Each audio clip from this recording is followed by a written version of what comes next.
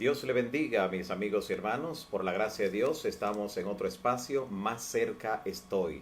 Agradeciendo a Dios por el don maravilloso de la vida, por la oportunidad de seguir estudiando la Biblia, escudriñando las Escrituras, para poder fortalecer la fe y crecer en la gracia tal y cual es nuestro Señor Jesucristo. Le agradecemos a cada uno de ustedes por estar allí y también por seguir siendo canales de esperanza. Hoy vamos a estudiar un tema sumamente importante, un tema que ha captado la atención no solo del mundo religioso dentro de la cristiandad, sino que también incluso las producciones de Hollywood, cuando hablan acerca de los 4 jinetes del Apocalipsis, toman en cuenta los 7 sellos. En la mayoría de los casos ha sido mal entendida, mal interpretada y mal aplicada, pero hoy queremos ver a la luz de la santa palabra de Dios la verdad acerca de los 7 sellos del Apocalipsis. ¿Y dónde estamos en este momento en la escala profética? Oremos.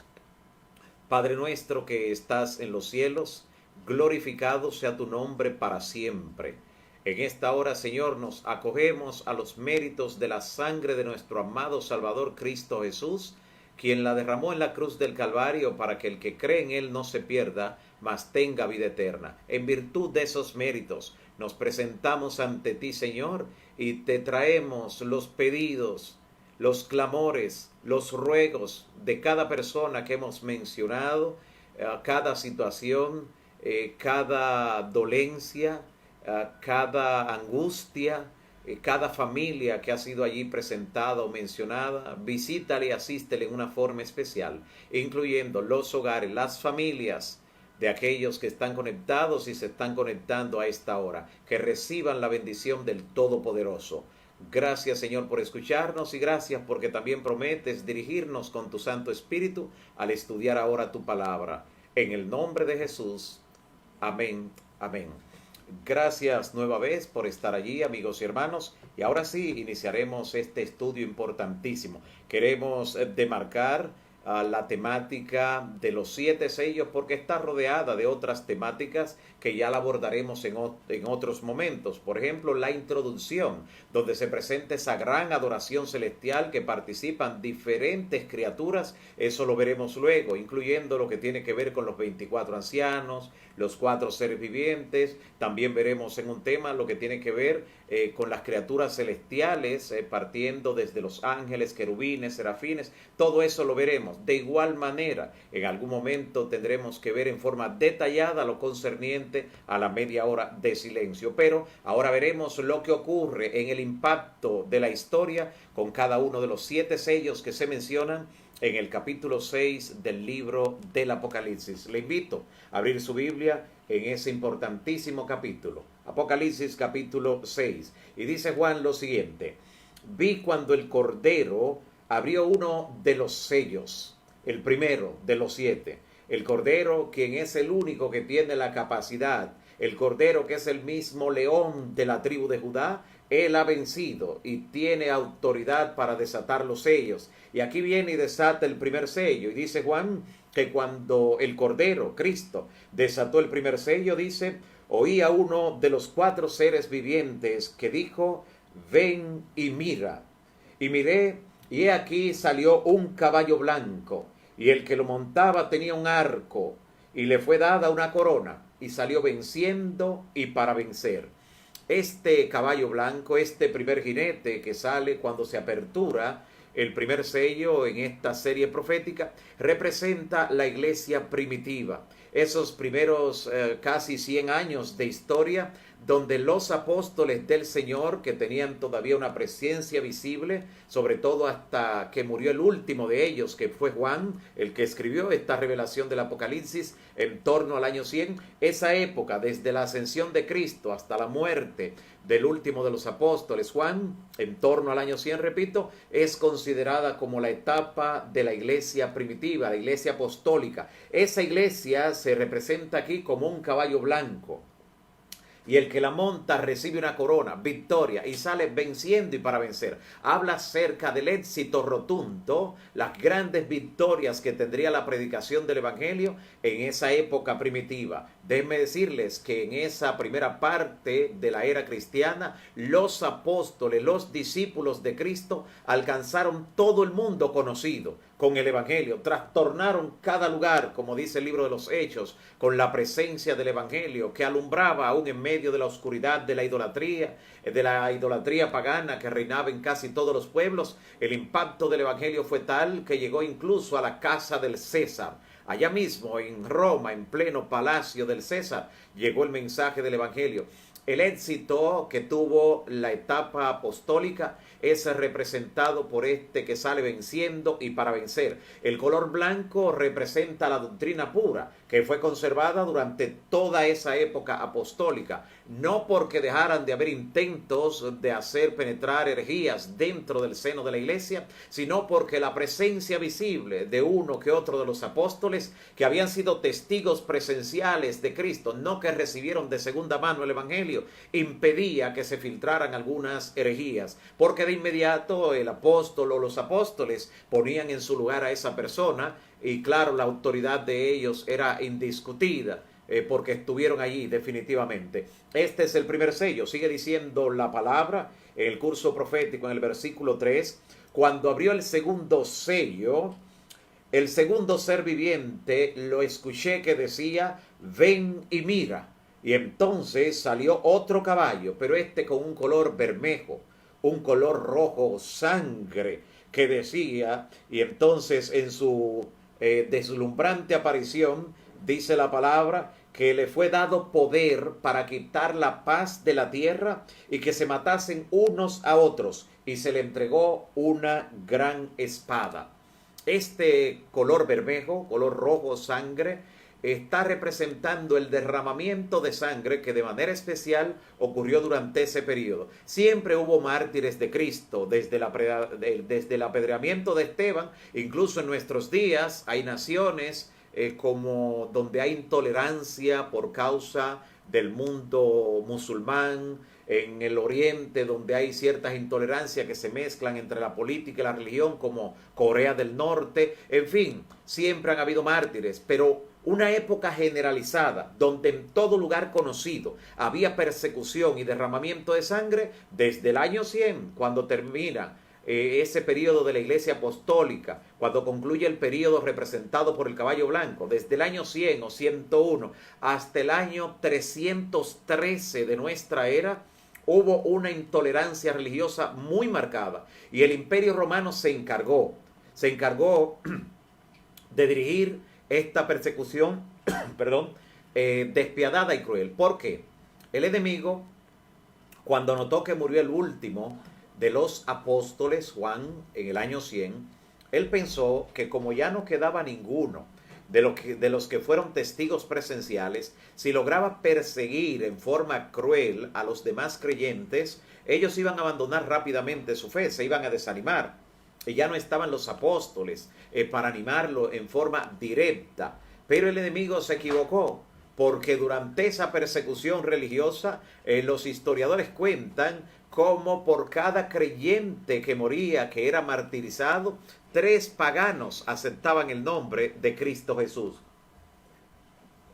Y agradecemos al Señor por esa defensa que presentó en favor de sus hijos de manera tan interesante en una época de tanta crueldad. 213 años de derramamiento de sangre, especialmente desde el año 100 hasta el año 313, cuando culminó la persecución religiosa de forma abierta con la llegada de Constantino, que se convirtió, entre comillas, al cristianismo y creó un espacio, un periodo de tranquilidad y paz en ese sentido, en lo que tiene que ver de persecución, porque en la parte espiritual se produjo otro elemento que vamos a ver en breve. Y claro, estos últimos 10 años de esa intolerancia religiosa, que va desde el año 303 hasta el 313, los últimos 10 años de ese periodo, representado por el caballo rojo, pues esos 10 años fueron los más crueles. Por eso, en Apocalipsis capítulo 2, se habla cerca en el versículo 10 y 11 de que tendrían tribulación por 10 días. Se le escribe a la iglesia de Esmirna, que en la historia o en la serie de las 7 iglesias, ese periodo, el mismo periodo es representado por Esmirna. Claro, en la serie de las 7 iglesias, lo que se destaca es la condición espiritual de cada iglesia en ese periodo, en el periodo correspondiente, pero a través de los 7 sellos se está hablando del entorno político y el impacto que esto tiene sobre la iglesia. Noten cómo se dan diferentes series, cada uno con una motivación distinta para arrojar luz en lo que tiene que ver con la profecía. Pues allí se le decía en Apocalipsis 2, 10 y 11, tendrán tribulación por 10 días. Y algunos serán llevados a la cárcel para ser muertos, pero se le dice, sé fiel hasta la muerte. Se le da esa promesa, yo te daré la corona de la vida. Así terminaba este periodo de persecución religiosa y daba paso entonces al tercer sello, la apertura del tercer sello. Y dice así el versículo 5 de Apocalipsis 6. Cuando abrió el tercer sello, oí al tercer ser viviente que decía, ven y mira. Y miré, y he aquí un caballo negro, y el que lo montaba tenía una balanza en su mano. Atención. Y entonces oí en medio de los 4 seres vivientes una voz que decía, 2 libras de trigo por 1 denario. Y además habla de otra transacción comercial, 6 libras de cebada por 1 denario, pero no dañen al aceite ni el vino. Qué interesante. Cuando se apertura el tercer sello se nota una transacción comercial constante. ¿Qué es lo que ocurre con este caballo negro? Que en contraposición o en posición diametralmente opuesta al caballo blanco representa que ahora la fe que una vez fue pura, ahora se iba a oscurecer, se iba a contaminar la fe. Y eso ocurrió desde el año 313, desde la conversión de Constantino, quien decide crear un periodo de tolerancia, pero promoviendo la unidad entre el cristianismo y el paganismo. Ya no más perseguidos, ya no tendrían que reunirse más en las cuevas, a escondidas, ya tendrían a disposición todos los templos del Estado, todos los templos del imperio. Sin embargo, eran templos paganos, donde se rendía culto a Diana, a Júpiter, a Zeus, y ahora encontraban esas imágenes los cristianos, y claro, al cederle esos templos decían, vamos a hacer una limpieza, pero el emperador les decía, no, les hemos concedido la libertad de adorar con tranquilidad, pero en cambio tienen que dejar esas imágenes allí para no ofender a los paganos. Si ustedes quieren, pónganle el nombre de algún apóstol, de alguna persona de la cristiandad, pónganle el nombre, pero déjenlos allí. Y es así como aparece en la historia una iglesia en Roma unida al Estado y que comienza a promover y aceptar lo que son las imágenes con el fin de adorarla. Las imágenes para adorarla, como vamos a ver, llegó el momento que se elaboró todo un dogma en ese sentido, en la historia medieval sobre todo, porque fue una época de gran oscuridad. Es lo que representa ese caballo negro que tiene su presencia cuando se abre el tercer sello. Durante ese periodo de oscuridad aparecieron en la iglesia todos los errores doctrinales prácticamente que nosotros vemos hoy tanto en la iglesia romana como también en el protestantismo apóstata. Cambios que van desde el que se operó por Constantino el 9 de marzo del año 321, cuando se elaboró la primera ley que obligaba a la observancia el primer día de la semana, el antiguo venerable día del sol de los paganos, en el día domingo, una ley que obligaba a cesar los trabajos en ese día, que era normalmente el primer día de trabajo, y que entonces comenzaba a restarse la importancia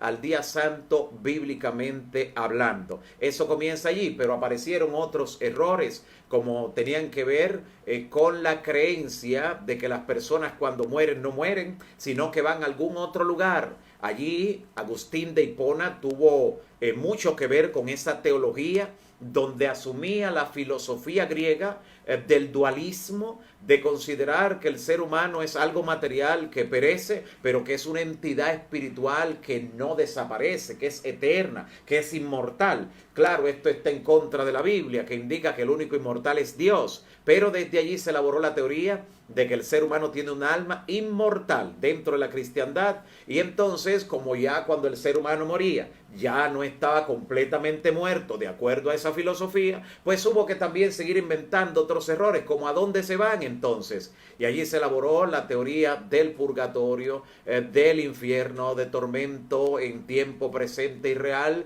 y también de una gloria donde las personas que son completamente salvas se van inmediatamente después de la muerte. Todo eso contrario a la enseñanza bíblica, pues como el Señor Jesús nos dice en Juan 5, versículos 28 y 29, dice: no se maravillen de esto, porque vendrá la hora cuando todos los que están en los sepulcros oirán su voz, y los que hicieron lo bueno saldrán a resurrección de vida, pero los que hicieron lo malo a resurrección de condenación. ¿Nota? Jesús dice que los que han muerto están en las tumbas y que de allí serán despertados, unos para vida eterna y unos para condenación perpetua. Sin embargo, a pesar de todo esto, se impuso, y para apoyar muchos de esos errores doctrinales, la Iglesia romana recurrió también con la presencia también de Agustín de Hipona en algunos de los concilios que se celebraron, para introducir libros que no cuentan con las credenciales divinas como inspirados.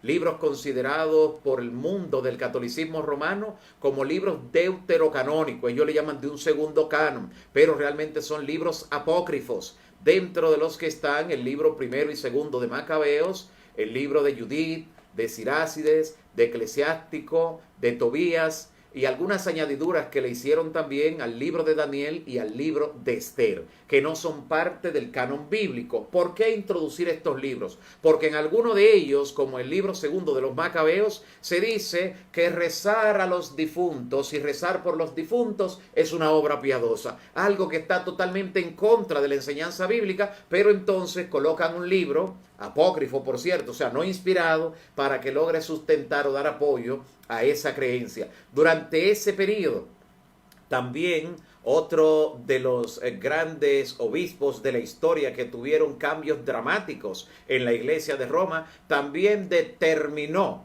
en su momento temprano en la historia, él determinó de que María había ido con vida al cielo, y de que no solo había ido con vida al cielo al morir, sino que ella misma pues era la madre de Dios. No la madre de Jesucristo hombre, quiero que usted note la diferencia, sino la madre de Dios. Con lo cual estaría estableciendo que en algún momento Dios entonces tuvo un nacimiento, tuvo un origen, y que ella estaría en un lugar mucho más elevado que Dios dentro de lo que es la divinidad. Así se comienza la práctica de la mariolatría, o la adoración, la idolatría con la persona y con el nombre de María, que ya ustedes pueden ver cómo alrededor del mundo, en templos romanos, basílicas, catedrales, el papel principal pues es dado a esta figura que es tomada con fines idolátricos, de sustituir en todo el sentido de la palabra lo que tiene que ver con la persona de Cristo, que es la esencia del Evangelio,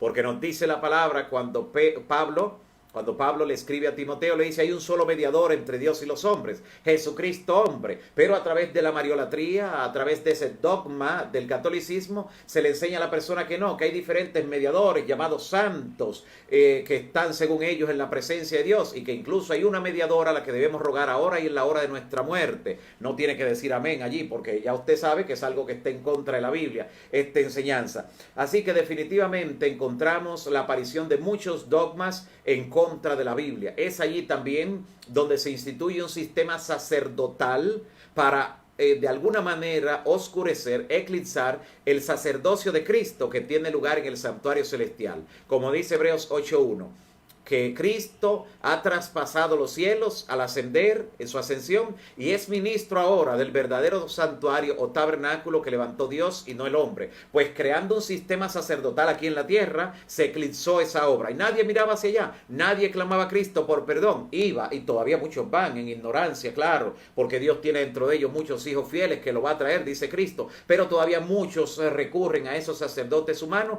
para pedirle perdón. para aquellos sean que le diga, ve en paz, tus pecados han sido perdonados, o como en latín se dijo hasta hace algunas décadas, ego te absorbo, yo te perdono, te absuelvo de todo tipo de pecado. Y la persona creía que efectivamente esto le estaba dando el perdón. También el error en contra de lo que dijo Cristo en cuanto a la oración en Mateo 6, Jesús dijo, cuando ustedes oren, no usen vanas repeticiones. Ahí se introdujeron todos los rezos que conocemos. En Mateo 6 también Jesús dijo que a nadie, en asuntos espirituales, a nadie llamemos nuestro Padre aquí en la tierra. Y ellos enseñaron a llamar a los sacerdotes hasta el día de hoy Padre. Ve, en el aspecto espiritual, que es el que Jesús está haciendo la prohibición. Como ustedes pueden ver, estamos hablando de que en la historia, durante ese periodo de oscuridad, representado por el caballo negro, se introdujeron errores tras errores, incluyendo la infalibilidad papal.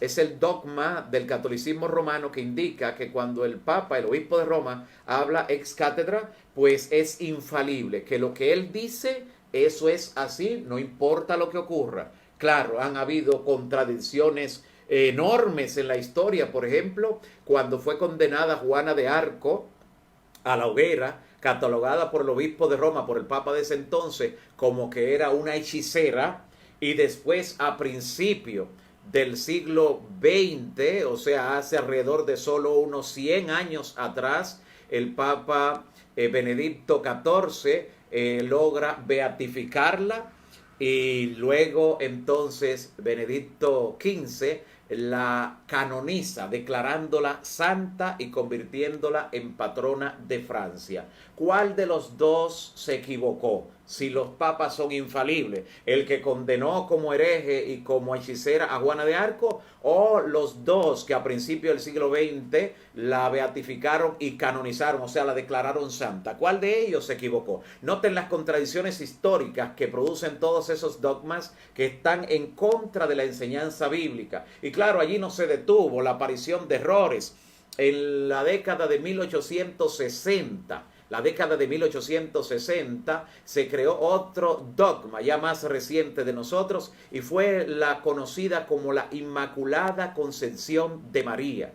Mediante ella se elaboraba el dogma o la creencia de que María no tuvo un nacimiento normal. Claro, para sostener que ella era una diosa o la madre de Dios, tenía que ser más que humana, y por eso tuvieron que ingeniársela para inventarse ese dogma donde dicen que ella nació de dos personas muy mayores. Y así lo presentan en algunos de esos libros pseudoepigráficos, como el Protoevangelio de Juan, donde dice que ella nació de dos personas muy ancianitas que ya no tenían posibilidad de procrear, que una luz vino del cielo y que ella fue concebida de manera inmaculada, que no tiene nada que ver con el pecado. ¿Notan? Así que por esto se le llama a esa creencia la Inmaculada Concepción de María. No la Inmaculada Concepción de Cristo, sino de María, de la persona de María. Y ya entonces, más reciente a nosotros, hace alrededor de unos 70 años, en la década de 1950, entonces allí fue donde se enseñó la creencia de la Asunción de María, de que ella realmente, aunque murió, dice ese dogma católico, cuando murió de manera misteriosa, los 12 apóstoles se reunieron de algún lugar donde estaban, se reunieron los 12, y 6 de un lado y 6 de otro con el ataúd, iban a sepultarle, y que de repente tropezaron al mismo tiempo, cayeron de rodillas, y que cuando cayeron el ataúd se abrió ante ellos, y ante la mirada sorprendida vieron como una luz la resucitaba y ella ascendía en forma corporal al cielo. Eso dice ese último dogma, que podemos mencionar que data de la década de 1950, así de nuevo y reciente es de la era contemporánea, cuando se inventaron este dogma de la Asunción de María. Todos esos errores antibíblicos tienen ese principio, ese momento oscuro que dio lugar cuando se mezcló la iglesia y el Estado, el paganismo y el cristianismo. Fue que Satanás utilizó una estrategia que hoy algunos la usan, pero el creador de ella es Satanás, que dice: si no puedes con tu enemigo, únete a él. Cuando vio que la persecución no desaparecía la iglesia, sino que la multiplicaba, que había más creyentes dispuestos a morir por Cristo, el enemigo decidió infiltrarse Y para ello produjo la supuesta conversión de Constantino al cristianismo, creando ese periodo de oscuridad representado por ese caballo negro. Veamos ahora lo que ocurre con el cuarto sello. Dice el versículo 7 también de Apocalipsis capítulo 6, dice lo siguiente: cuando abrió el cuarto sello, oí la voz del cuarto ser viviente que decía: ven y mira. Miré y he aquí un caballo amarillo, pálido, y el que lo montaba tenía el nombre Muerte, y el sepulcro le seguía. Imagínense. Y le fue dada potestad sobre la cuarta parte de la tierra para matar con espada, con hambre, con mortandad o pestilencia y con las fieras de la tierra. Este periodo del caballo amarillo, de una fe pálida, debido a lo que iba a ocurrir durante ese periodo, se inicia en el año 538. Año 538. Recuerde que el caballo negro va desde el año 313 con la conversión supuesta de Constantino, la introducción de todos esos errores que hemos mencionado, hasta el año 538, cuando se inicia en serio ya lo que es la supremacía de ese poder creado entre Constantino y parte de la cristiandad que apostató. A eso se refiere el apóstol Pablo cuando en 2 Tesalonicenses 2 dice que antes de que Cristo viniera tendría lugar la apostasía y apareciera el hombre de pecado, el hijo de perdición, sentándose en el lugar de Dios, haciéndose pasar por Dios. Así que a esto se refería. En el año 538 se inicia esa supremacía papal y comienza ese periodo representado por el caballo amarillo, por ese jinete que es la muerte y que el sepulcro le sigue. Está hablando de más muertes que vendrían. Y entonces dice 4 formas de muerte. Y preste atención porque estas 4 formas que describe aquí Juan, de cuando se abre el cuarto sello y cuando sale el cuarto jinete, representa las 4 armas que utilizó el enemigo a través de la iglesia romana para tratar de desaparecer a los fieles de Dios. Esas 4 armas, dice en el versículo 8, fueron las siguientes. Dice: matar a la cuarta parte de la tierra con espada. Muchos fueron pasados a espada, muertos en la guillotina, otros con hambre, algunos lo encerraban en la cárcel tratando de que murieran de hambre, otros con pestilencia, con mortandad, aun cuando apareció la peste bubónica o la peste negra, que era transmitida, y eso lo supieron muy tarde ya, por las ratas. Muchos de los que estaban confinados en calabozos fueron infectados por esta pestilencia y así murieron. Y con las fieras de la tierra, cuarta arma, eran lanzados. Todavía sé que la mayoría de ustedes ha visto producciones cinematográficas donde retratan esos hechos de la historia de esas persecuciones, y otros han visto por lo menos dibujos o pinturas en ese sentido que reflejan el momento cuando los creyentes eran lanzados en coliseos y les soltaban las fieras para que los devoraran. Claro, eran creyentes que morían con la dignidad del cielo, morían como murió Juan Hus, que murió en la hoguera, quemado, pero murió cantando, como Esteban, que murió apedreado, pero murió con la dignidad del cielo, no estaba clamando ni gritando, no. A él le daban lástima a los que lo estaban apedreando. Dijo: Señor, pobrecito de ellos, no le tomen en cuenta ese pecado. Pero hasta el último momento dijo: Señor, en tus manos encomiendo mi espíritu. Si un día, mi amigo y hermano, por causa de la fe, por causa de la fidelidad a los mandamientos del Señor, somos llamados a testificar, no temas. El que nos ha llamado nos dará el poder. Si nos llama a morir por Él, nos dará el poder de morir con esa dignidad del cielo, sin prestar atención al dolor que produce la muerte, mirando el galardón, como lo hizo Juan Hus, y entonces pudo cantar mientras moría, y como lo hizo Esteban, que pudo decir: Señor, lo que resta es que en tus manos encomiende mi espíritu para el momento de la resurrección. Así que este periodo de la Edad Media, un periodo de mucha persecución, de mucha crueldad, y vimos en el caballo anterior un aspecto que estaba pasando por alto, y es el siguiente: está hablando de un comercio de la fe. Está hablando 1 libra de trigo, 2 libras de trigo, 6 libras de cebada a cambio de esto. Eso está hablando de cómo se estaba comerciando con la fe durante ese periodo. ¿Sabe de qué está hablando? Está identificando el tiempo de las indulgencias. ¿Qué eran las indulgencias? Las indulgencias eran certificados expedidos por Roma o un representante del Papa, donde por una suma de dinero le escribían a la persona que estaba perdonada de los pecados que había cometido. Esas son las indulgencias, el pago de indulgencias. Fue una de las cosas que hizo que dentro de las arcas de Roma se hicieran de tanto dinero, una riqueza incalculable que ha sido heredada a través de los siglos debido al pago de indulgencias, incluso de muchos reyes que querían tener su conciencia tranquila, según ellos, y daban grandes sumas de dinero a cambio de que se le expidiera ese certificado o perdón de sus pecados. Uno de los más conocidos vendedores de indulgencia durante ese periodo de oscuridad religiosa lo fue Tetzel.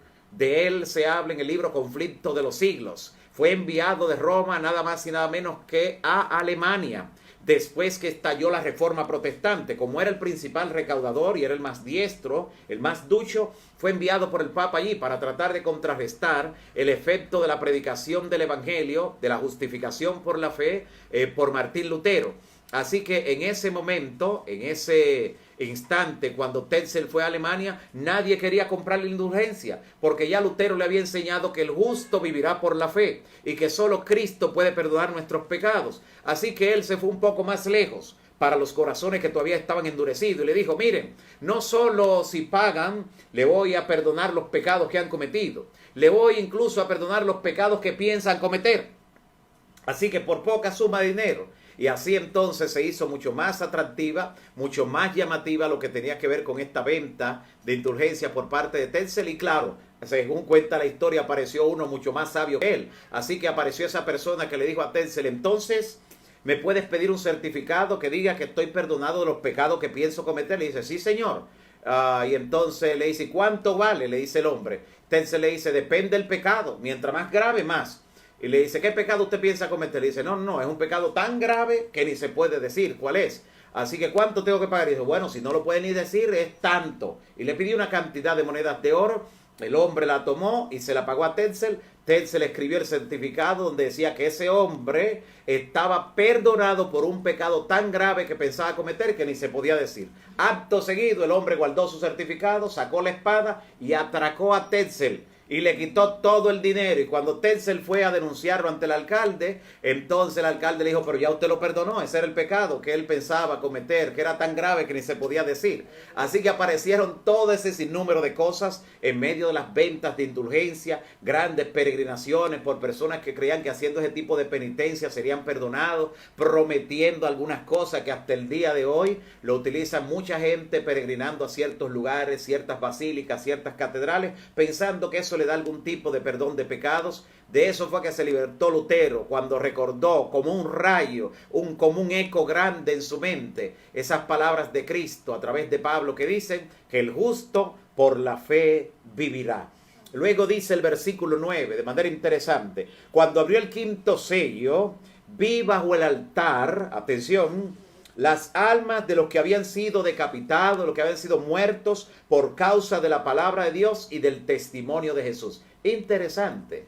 Los creyentes en todas las edades que presenta el libro de Apocalipsis, la razón de su muerte es por causa de la palabra de Dios y el testimonio de Jesús. Hasta el final de la historia, el pueblo de Dios tiene las dos cosas: la palabra de Dios y el testimonio de Jesús, que es el espíritu de la profecía, según nos dice Apocalipsis 19:10. Pero aquí se presenta, cuando se abre el quinto sello, pues un grupo de almas debajo del altar está presentando a la gente que fueron muertas, dice, por causa de la palabra. Es claro, de manera simbólica, como todos los demás símbolos que estamos mirando. ¿Qué representa? Bueno, dice que están debajo del altar. Cuando se hacía un sacrificio, y recuerde que esas personas fueron sacrificadas por su fe, cuando se hacía un sacrificio, bajo el altar, ¿qué caía? La sangre. La sangre. Está diciendo que la sangre de los mártires está exigiendo que se haga justicia. ¿Tiene esto en la Biblia algún paralelo? Claro. Cuando Abel, su sangre fue derramada por Caín, dice Dios, el Señor le dice a Caín en Génesis 4, la sangre de tu hermano Abel clama a mí desde la tierra. Así que no está hablando que de manera literal a la sangre le salió boca y comenzó a hablar de más. No. eso ni siquiera en una película de ciencia ficción o de espiritismo, no. No era que la sangre hablaba literalmente, sino que de manera simbólica esa sangre derramada estaba exigiendo que se hiciera justicia. Lo mismo esta figura de las almas bajo el altar que están clamando que se haga justicia. Y entonces le decían especialmente, ¿hasta cuándo? Dice el verso 10. ¿Hasta cuándo, Señor Santo, justo y verdadero, no juzgas y vengas nuestra qué? Mírelo ahí, nuestra sangre, igual que la de Abel, de los que moran en la tierra. O sea, el sistema papal, el sistema religioso que nos dio muerte, que nos persiguió, todavía está ahí. Está cada vez teniendo más fuerza. Todavía está ahí. ¿Cuándo se va a hacer justicia? Y entonces dice el verso 11 que se le dieron vestiduras blancas. ¿Qué representa la vestidura blanca? La justicia de Cristo. O sea, se le recordó que aunque dieron su vida por el Evangelio, su justificación se debe a Cristo, que esa está segura. La justificación nos dice que nuestro derecho al cielo está asegurado. La justificación. Ya la santificación es otra cosa, que veremos cuál es su importancia en alguna otra temática, pero la justificación. Por eso el ladrón en la cruz fue justificado desde que clamó y aceptó a Cristo. Un ladrón que no pudo ni devolver lo que se había robado. Sin embargo, ya fue justificado y Cristo le aseguró que estaría con él en el paraíso, porque el ladrón sabía muy bien de la doctrina y le dijo, cuando vengas en tu reino. Claro, hay gente que tiene la creencia de que el que se muere se va de una vez al cielo, y los que creen eso entonces despachan al ladrón el mismo día para el cielo. Pero la Biblia no es eso lo que nos enseña. Así que aquí claramente se le dice que esperen hasta que se complete el número de sus consiervos, los que han de ser muertos como ellos. Porque hasta para la cantidad de mártires que habrá, Dios tiene un número específico. La ley del cielo es el orden. Ni uno más, ni uno menos. Alabado sea el nombre del Señor. El sexto sello, llegamos rápidamente, tenemos que avanzar. Dice, miré cuando abrió el sexto sello, versículo 12. Y hubo un gran terremoto. Atienda los fenómenos que van a ocurrir cuando se abre este sexto sello. Un fuerte terremoto. Número 2, el sol se puso negro como tela de silicio. Número 3, la luna se volvió como sangre. Número 4, y las estrellas cayeron del cielo como una planta de higo cuando es sacudida por un fuerte viento, arroja sus higos hacia el suelo. 4 eventos, un terremoto fuerte que había que notar lo que era diferente a los demás, el sol oscureciéndose, la luna presentándose ensangrentada y la caída de las estrellas. Los cuatro eventos tuvieron lugar cuando, saliendo de la Edad Media, luego de que la Reforma Protestante lograra crear un espacio para que los verdaderos creyentes no fueran perseguidos más, por lo menos en el territorio donde los protestantes estaban ya dominando y con cierta condición hegemónica, ya el poder de la Iglesia romana no podía perseguirlos. Así que entonces ahí es donde se apertura este sexto sello, que de paso es en el sello que estamos todavía. Estamos viviendo en el sexto sello. Ya los 4 fenómenos que hemos mencionado están en la historia. El terremoto fuerte, conocido en la historia universal como el terremoto de Lisboa, tuvo lugar el 1 de noviembre del año 1755. 1 de noviembre del año 1755. Ese terremoto se sintió, por lo menos hasta donde se supo en ese entonces, que no había radio, televisión ni internet, se supo que se impactó 3 continentes. Y el efecto fue enorme alrededor del mundo, sobre todo en el epicentro, que estuvo en Lisboa, Portugal, allí en la península ibérica. Por eso se conoce como el terremoto de Lisboa. Mucha gente pensó que había llegado el fin del mundo, pero no, tan solo estaba anunciando el acercamiento del tiempo del fin. El segundo episodio, en el mismo orden, ocurrió 25 años después, en 1780. En el año 1780, a eso de la 11:25 de la mañana, el sol se oscureció más, pero con una oscuridad mayor que la que hay durante las madrugadas. Una oscuridad que las personas no podían distinguir un papel blanco delante de sí, ni su mano podían distinguir. Mucha gente pensó que había llegado el fin del mundo, algo como eso antes del mediodía. Apenas media hora antes del mediodía, las aves de corral regresaron a sus nidos, a sus lugares, porque pensaron que la noche había llegado. Mucha gente pensó en el fin del mundo. y la oscuridad duró gran parte de ese día. Y esa misma noche, mire el orden, esa misma noche del día oscuro, la luna apareció teñida como en sangre. El aspecto era terrible. La gente se escondía para no verlo. Eso ocurrió en 1780. Y en el mismo orden, varios años después, en el año 1833, ocurre la caída de las estrellas. ¿Cómo se le conoce en ese tiempo? A una lluvia de meteoritos que no tiene paralelo en la historia conocida, porque en la noche y la madrugada de ese día, de esa lluvia de meteoritos, usted puede encontrar abundantes detalles en la historia, pues la gente en los parques, en la madrugada, medianoche, abría un periódico y podía leerlo en forma normal. No fue una lluvia de meteoritos normal, y la gente pensó también, muchos, que había llegado el fin del mundo. Pero estos eventos que se enmarcan dentro del sexto sello solo estaban indicando la llegada del tiempo del fin, no del fin del tiempo, sino de la entrada a esa época conocida como el tiempo del fin en el que estamos viviendo. Ahora note lo que dice el versículo 14 a continuación, después de darse esos eventos, para que usted vea que nosotros estamos hoy en pleno siglo XXI, en el año 2020. Nosotros estamos entre Apocalipsis 6:13 y Apocalipsis 6:14. Ahí usted puede decir, estamos aquí. Ahí estamos. Mire, porque lo que dice el 14 está en el futuro. Lo que dice el 13 está en el pasado. Y dice el 14, y el cielo se desvaneció, se enrolló como un pergamino.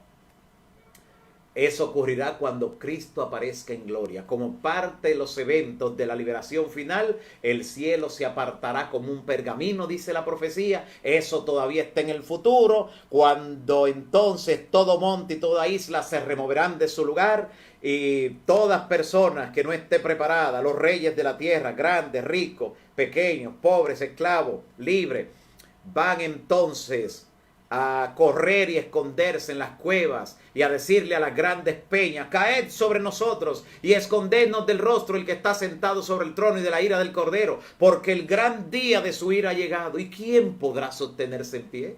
Todos esos eventos pavorosos para los impíos están en el futuro. Hoy estamos, no se olvide, entre Apocalipsis 6:13 y Apocalipsis 6:14. En ese medio, ahí donde no dice nada, ahí estamos, esperando el cumplimiento de la última parte. Cuando se abre el séptimo sello, que es el último, el séptimo sello, mire lo que dice.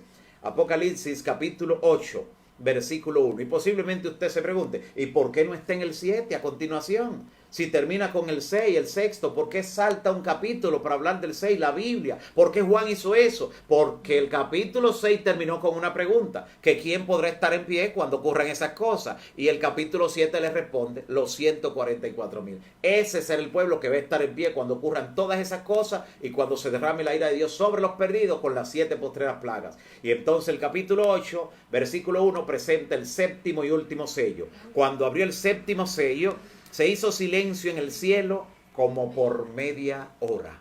Varias cosas suponen esta media hora de silencio en el cielo. Una de ellas, un silencio reverente por lo que va a ocurrir a continuación. Un silencio reverente para dar paso a lo que el Señor va a hacer en estos momentos. Pero también esa media hora de silencio dice que es en el cielo. Está suponiendo el hecho de que el cielo se quedará sin los ángeles cuando Cristo venga, porque dice la palabra claramente, hablando Jesús, en Mateo capítulo 25, versículo 31, que cuando el Hijo del Hombre venga, vendrá con todos sus santos ángeles. Ninguno se quedará. Vendrán millones de ángeles y el cielo quedará en silencio. Pero de manera profética, esa media hora, ¿cómo calcular? Todo eso lo veremos en un tema donde hablaremos solo de la media hora de silencio. Pero qué interesante todo lo que nos dice la Biblia con relación a estos 7 sellos. Desde el primero, que cuando se apertura sale un caballo blanco y su jinete recibe una corona de victoria y sale venciendo, y para vencer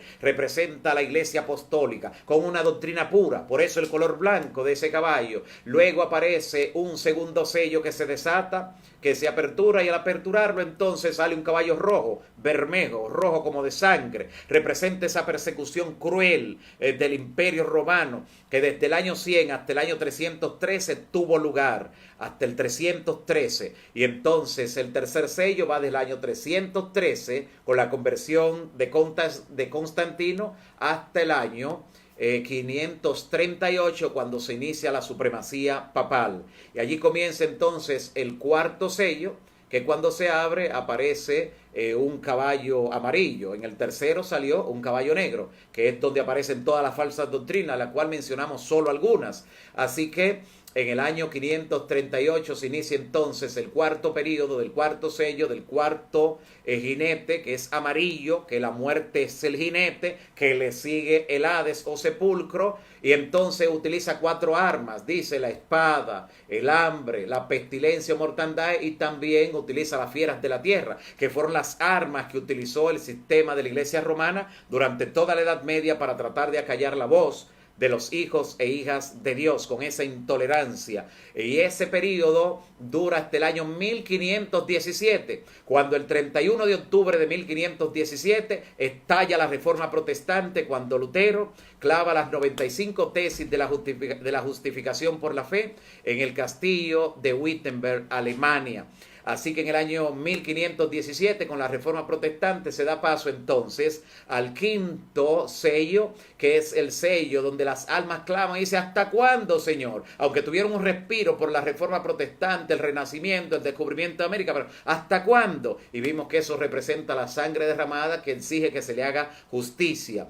Y ese quinto sello va desde el año 1517 hasta el año 1798, cuando concluye la supremacía papal, 1260 años, como indicaba la profecía, luego de haberse iniciado.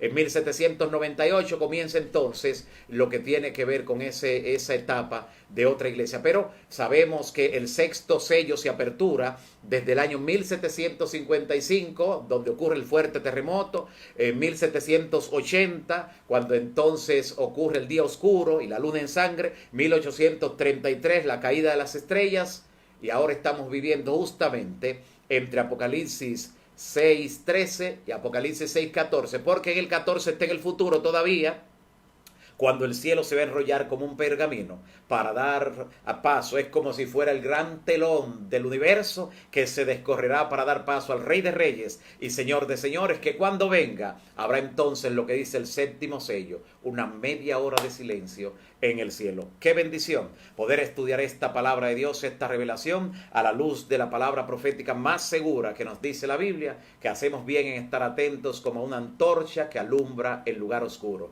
Que la bendición de Dios puede estar sobre ti, mi amigo y mi hermano. Oremos al Señor. Padre Santo que estás en los cielos, bendito y alabado siga siendo tu nombre por siempre. Te damos gracias, Señor, porque la Biblia es su propio intérprete. Las Sagradas Escrituras se han cumplido en forma maravillosa a lo largo de la historia. Es innegable la revelación que nos dan los 7 sellos. Cómo luego de salir una iglesia pura de tus manos, entrando por el túnel oscuro de la Edad Media, de repente salieron tantas herejías, tantas creencias raras, y tú tuviste que levantar a un pueblo para rescatar las verdades y proclamarla a tu pueblo remanente. Te pido, Señor, que a las personas que están en oscuridad por ignorancia, porque allí fue donde nacieron o porque allí fue donde le guiaron de manera extraviada, que tú obres en su favor, como has dicho en tu palabra. A esas ovejas que son de otro redil, que las traigas a tu rebaño para que siga un solo pastor, que es Cristo. Cuida, Señor, de cada persona que ha solicitado la oración hoy. Recibe la gratitud también, Señor, de Lester. Recibe la gratitud de todos los que han recibido mejoría o sanidad total. Gracias por obrar en esas vidas. Te presentamos cada uno de los demás casos, de familias, de hijos, de hermanos, de padres, casos laborales, casos donde la persona tiene inquietud, ansiedad y necesita la paz de Cristo. Visítale, Señor, y asístele. Planes y proyectos que tienen como familia, en forma individual, a nivel de las empresas. Visita a cada persona que ha depositado la fe en la oración intercesora.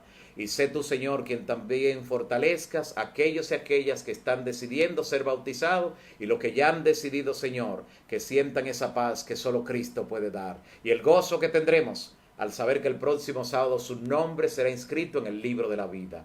Danos un resto de día en victoria y que mañana nos encontremos nueva vez a la misma hora para estudiar tu palabra. En el nombre de Jesús. Amén